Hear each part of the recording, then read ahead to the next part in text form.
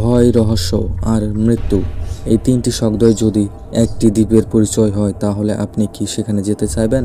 আজ আমরা আপনাকে নিয়ে যাব পৃথিবীর সবচেয়ে ভয়ঙ্কর কয়েকটি দ্বীপে, যেগুলোর গল্প শুনলেই গা শিউরে উঠবে।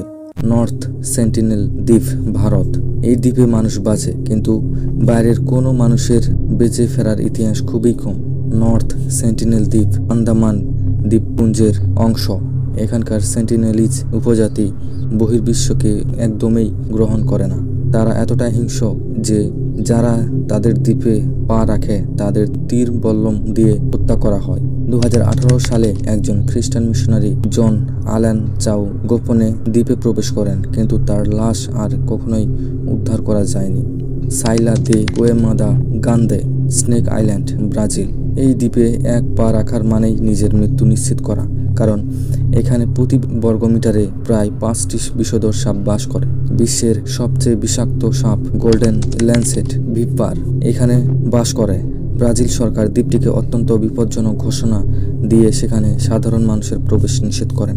পভেলিয়া দ্বীপ, ইতালি। এটি ভুতুড়ের দ্বীপ নামে বেশি পরিচিতি। ভেনিসের কাছে এই দ্বীপটি ইতিহাসের পরিচয় মৃত্যুর দ্বীপ নামে। প্লেগ মহামারীর সময় হাজার হাজার মৃতদেহ সেখানে ফেলা হতো।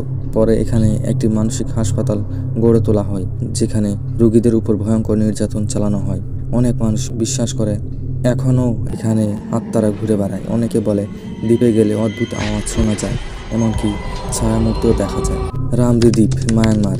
দ্বিতীয় বিশ্বযুদ্ধের সময় এই দ্বীপে এক ভয়াবহ ঘটনা ঘটে। জাপানি সেনারা এই দ্বীপে পালিয়ে যায়, কিন্তু তাদের প্রায় সবাই সেখানকার হিংস্র কুমিরদের খাদ্যই পরিণত হয়। এই ঘটনাকে গিনেস ওয়ার্ল্ড রেকর্ডে সবচেয়ে বড় কুমির দ্বারা গণহত্যা বলা হয়েছে। হামিশা দ্বীপ, জাপান। প্রথমে ছিল খনির শহর, পরে হয়ে যায় মৃত্যুপুরী। দ্বিতীয় বিশ্বযুদ্ধের সময় জোরপূর্বক কোরিয়ান ও চীনা শ্রমিকদের দিয়ে কাজ করানো হতো। তাদের জীবন ছিল এক প্রকার বন্দিস্ত।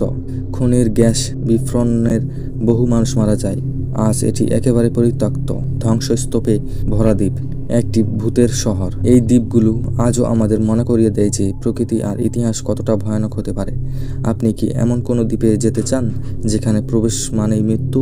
ভিডিওটি ভালো লাগলে কমেন্টে জানান আপনার মতামত, আর ভিডিও লাইক করবেন, চ্যানেলটি সাবস্ক্রাইব করতে পাশে থাকবেন।